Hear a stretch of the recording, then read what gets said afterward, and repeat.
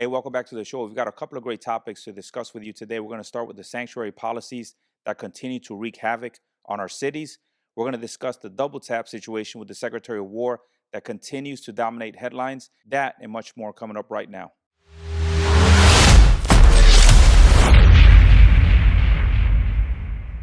So let's talk about our first topic of the day, which is sanctuary cities and sanctuary city policies, which make the citizens within that city unsafe. Where have you heard about the most violent crimes being committed here recently? Sanctuary cities. Take a look.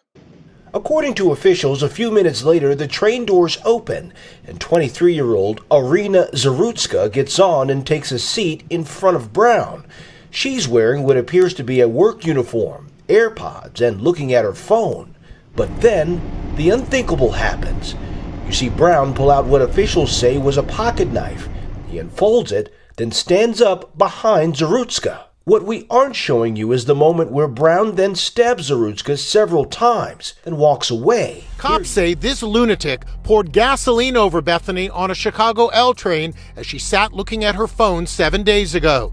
Bethany tried to fight off her attacker and fled to the back of the train, but cops say the crazed man followed with a lit bottle and set her ablaze. The female was just set on fire. Now, the two animals that you guys saw there committing those atrocities were set free. They were supposed to be in jail. They had been arrested dozens of times. The only reason they were set free was because sanctuary city policies enabled that. And the reason they enabled that is because they no longer enforce the law the way it's meant to be enforced. A lot of these guys that commit violent offenses are now being released back into the community. Why? Because a lot of the politicians say, well, some of these policies are racist. Having them pay bail is racist. Why is that racist? Because a lot of the criminals that are committing these crimes are from the lower socioeconomic spectrum, and they can't afford bail.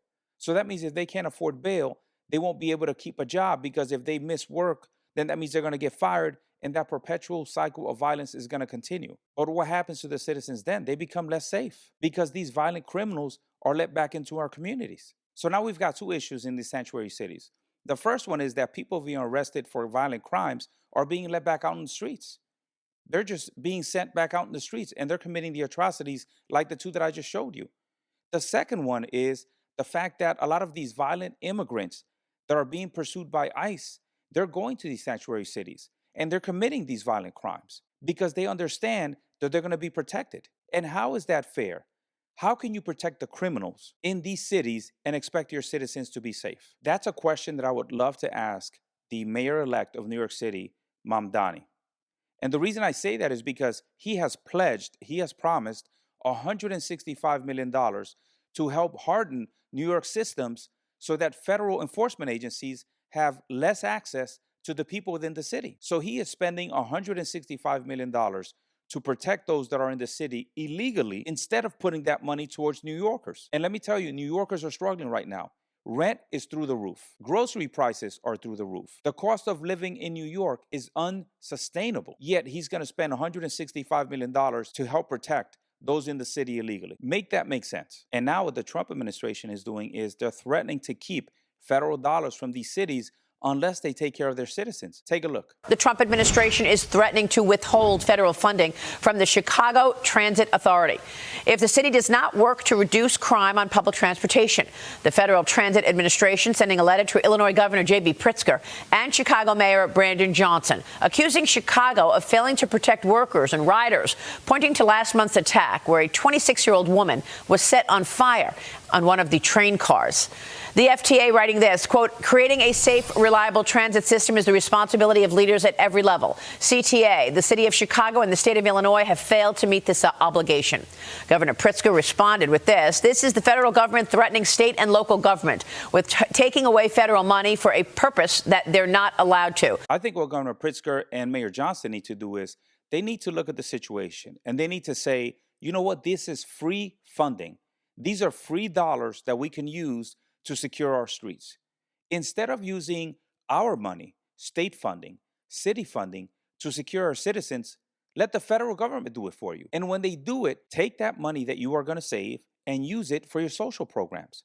Help enhance the living experience for the people within your streets. That gives the police the opportunity to get back in the streets and police. I think this is especially important because as ICE continues to hit the streets everywhere, a lot more people are going to flock to these sanctuary cities. And with that happening, I think the situation is going to get a lot worse for a lot of these cities like Chicago, like New York, that are already violent. So I'm going to throw some basic numbers at you. During Trump's first administration, 90% of the people that were stopped at the border, that were caught, did not have a criminal record here in the United States or back at home. During Biden's administration, 94% of the people that were caught didn't have a criminal record here or at home. Now, I know those numbers were fudged, but let's say 4% is that fudge, right? Now, there were about 10 million, and that's on the low side, 10 million immigrants that came in during the Biden administration. Now, I want you to take the lowest of the number. Let's say 94%. That means that 6% of the 10 million that came into this country are criminals. Do the basic math. That is 600,000 criminals that are in this country right now. 600,000. 600,000 that ICE has to round up. And people are complaining about the tactics that they're using. And people are committing violence and atrocities against ICE simply for enforcing the law. And if you don't like the law, change it. How do you change the law? Change your politicians. You know, I'll say what I said before. I think President Trump would have been content with finishing the wall during this administration and getting the worst of the worst.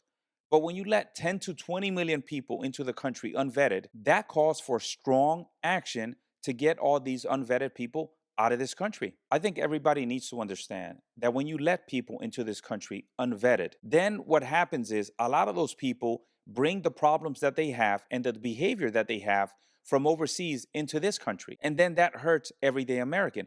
Hence, the $8 billion fraud scandal in Minnesota from the Somalis. People will come here just to pillage our social welfare system. That is it. And that is to the detriment of Americans. Take a look. It raises the question of how many Somalis have come to the United States to use our systems, not to fulfill the American dream. 42% of Somalis in America are on SNAP, otherwise known as food stamps. That's almost half on public assistance. It's startlingly high. Just 12% of all Americans are on SNAP. Ladies and gentlemen, that is the point. When Stephen Miller talks about people crossing our borders and bringing the problems that they have back home into this country, that is what he's talking about. There are two types of immigrants that come to this country. There is that immigrant that wants to assimilate into American culture. They want to follow the laws. They understand the rules. They understand the societal norms. And then there's the other immigrant, the one that comes from their country to pillage whatever welfare program this country has to offer. That is the issue. And that is why this Somali fraud scandal in Minnesota happened. When you hear the president talking about assimilation, or even Stephen Miller talking about assimilation, or any American that says anybody that comes here needs to assimilate into American culture, they're not telling you to lose your culture, to lose your identity, to forget about where you came from. That is not what they're telling you. What they're telling you is to adopt American societal norms. Remember, ethical behavior is based on societal norms. Here we have laws. Here we have rules. If you are willing to assimilate into American culture and follow the laws, follow the rules, and abide by the standards in society, then you're going to have a great life here. I think the big issue here with the Somalis is that the ethical behavior that is based on societal norms in Somalia, it does not work here. And if you want to listen to why, listen to this. This is from the Daily Mail. Somalia's deep-rooted social traditions, child marriages, high rates of in-group remarrying, and patriarchal family structures also complicate integration into U.S. society, where values of gender equality, individual autonomy, and secular civic norms dominate. Again. So let me ask you a question. Do you think that child marriages and high rates of in-group marriages are going to work here in the United States? We don't marry kids here. That's not how American society works. When you bring people into this country that don't understand our societal norms, this is what you get. I actually heard you guys pulled up to Otana, the big O, and you pulled up when I was not there? Oh, so puss-ass boy. You gonna get popped next time I see you ass. Bring the whole cavalry. But eventually you understand that threatening federal agents doesn't work, and this happens. I made a severe and continuous lapse in my judgment. I don't expect to be forgiven. I'm just here to apologize. Now he doesn't seem so tough, right? Now he understands that our societal norms are not to threaten federal agents. I think more Americans should understand that. So I'm going to make one final point when it comes to assimilation into the United States and American culture. I think that a lot of people have issues assimilating into the United States because of the country where they come from and the standards and norms in the countries where they come from. For example, in the Middle East, honor killings are still allowed. And for those of you that don't know what honor killings are, it's killing your daughter for discrediting or dishonoring your family, going outside your religion and marrying somebody from a different religion, or doing something that discredits you or your family. Honor killings may be illegal on the books, but they are allowed in a lot of these Middle Eastern countries. Do you think that's appropriate here in the United States, where we value, where we honor women? Remember, a lot of these men are coming from countries where they dominate society. That is not the case here. And that is the issue with a lot of the Afghans that are coming here under the Allies Welcome Program. A lot of those guys were out there doing whatever they wanted to do in their country against their own people. Now they come here and they expect treatment that is unrealistic. They're having to work regular jobs. They may have a woman who is now their supervisor. That is why assimilating has become so difficult for many of these guys that come here from Afghanistan. So now let's move on to our next story, which is double tap. Unfortunately, we have to continue discussing double tap because the Democratic senators, the congressmen, they are after the Secretary of War and they want to prosecute him for war crimes. Like Secretary Hegseth, as I mentioned, you are an Iraq War veteran. What's your reaction? Well, there was actually a vote by Congress to put us at war in Iraq and Afghanistan. There was no such vote. There was no such debate here in this situation. So the fact that we do have professionals, our military men and women are the utmost professionals. The problem is they've not been authorized to be at war. And by the way, the individuals in that boat were not even aimed at the United States. So once again, does it matter that the boat was not pointed towards the United States? Does it matter that it wasn't going to kill American kids, that it was going to kill kids in Europe or kids elsewhere? Does it matter where the boat was pointed? It doesn't matter. And President Trump has not declared war on anybody, just to be clear on that. But you hear Tammy Duckworth talking a lot about the video, right? Oh, if they should have never happened, the strike should have never taken place, those two poor, helpless souls that are on the boat. But here's the kicker. He or she's asked, did you see the video, the one, the classified version that everybody's talking about, that shows these poor sailors clinging to the boat for their dear lives? Take a look what she says. Senator, have you seen the video? I have seen the video, and it is deeply disturbing. I am mostly concerned with the fact that we are putting our American servicemen and women in jeopardy here.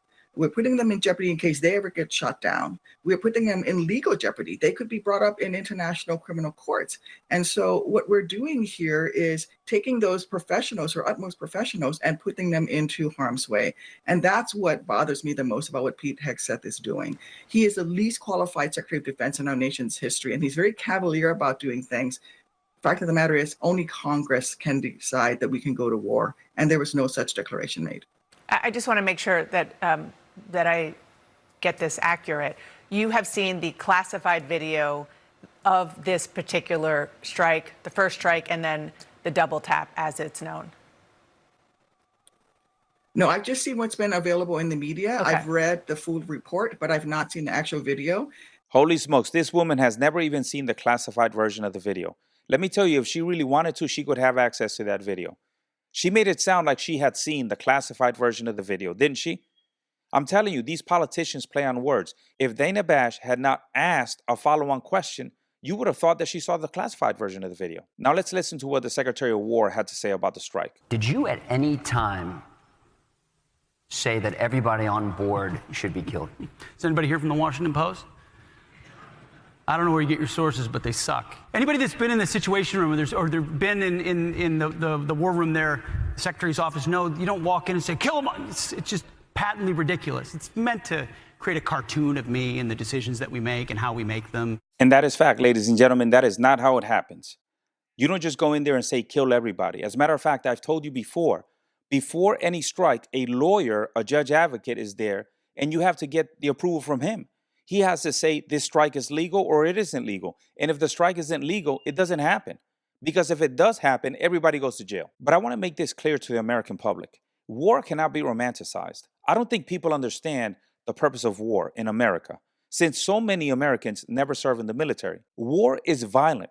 War is meant to kill people. If we want to remain the singular hegemon, we are going to have to be really good at killing people. That is it. The purpose of war is to kill anybody that presents a danger to America, and that is it. That's what happens in war. People die. And in this case, it's narco-terrorists. Listen to what General Keane has to say about war. But I understand the reaction that people can have when they see a target like that, obviously helpless to a certain degree. It's not different than Republican, Democratic presidents who authorize strikes on land at isolated targets, and it's complete chaos after, a bomb hits a group of people. The survivors are trying to help each other. They're trying to save lives, etc. And we reattack. And we reattack because of who they are and what they represent. And we made the decision to stop that organization from doing harm. And that means we're killing the members. Here we're trying to kill the members and also the boat. And I understand how that, when you look at that and you're not used to dealing with something like that, it can be a little shocking. I understand. We're humans. We have values. But when you're in war, it is about death and destruction. And it's not for the faint-hearted. And we have to have some spine to make these decisions, and these strikes were authorized. And then we have great people who can exercise that and not give up their values as Americans or their values in the armed forces. They are executing legal orders that have moral clarity to them, frankly. We're killing people who would kill and do harm to the American people. And that's what this is about. War is savage. It is brutal. And more Americans need to understand that. One thing that bothers me more than anything else is when these politicians who are veterans, and specifically combat veterans, like to use their status to pull the wool over people's eyes, to play on the ignorance of the American people. Let me tell you, when I was in Afghanistan, I controlled the airspace in a very kinetic area. Whenever we asked aviation assets to come around and conduct a second or a third strike, nobody ever said no, because that strike was legal. It was authorized. It's the same thing that's happening in Southcom. And just to explain the brutality of war, if there was a high-value target, a high-value individual that we were targeting that was responsible for the death of thousands of people, and we had aviation assets in the space, and we dropped a bomb on this guy, and this guy was still crawling around alive, what do you think happened to him? We dropped another bomb on him, because if he lived, that meant thousands more would die. So the general is correct. Now people want to make it sound like war is not violent. War is violent. And if you want to be the victor in war, you have to be more violent. All right, those are the stories for the day. I hope you guys enjoyed them. Like, share, and subscribe. Keep the comments coming. I'll keep responding to all of them. And until next time, stay balanced.